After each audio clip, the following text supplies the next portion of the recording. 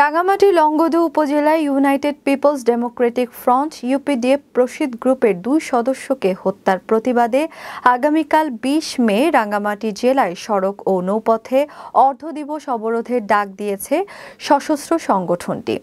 18 মে শনিবার সন্ধ্যায় সংগঠনটির প্রচার ও প্রকাশনা বিভাগের প্রধান নিরণ চাকমার স্বাক্ষরিত এক প্রেস বিজ্ঞপ্তির মাধ্যমে এ তথ্য জানানো হয়।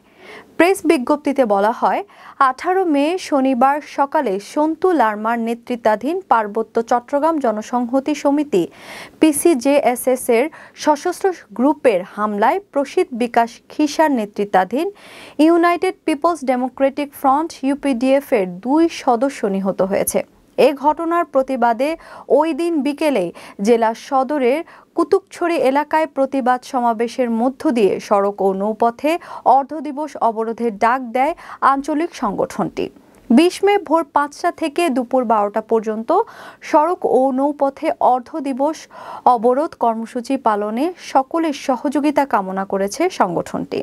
তবে অ্যাম্বুলেন্স, ফায়ার সার্ভিস, পানি, বিদ্যুতের সংযোগ ও মেরামতের কাজে ব্যবহৃত গাড়ি, জরুরি ঔষধ, সংবাদপত্র ও সাংবাদিক পরিবহনকারী যানবাহন অবরোধের আওতামুক্ত থাকবে বলেও বিজ্ঞপ্তিতে জানানো হয়।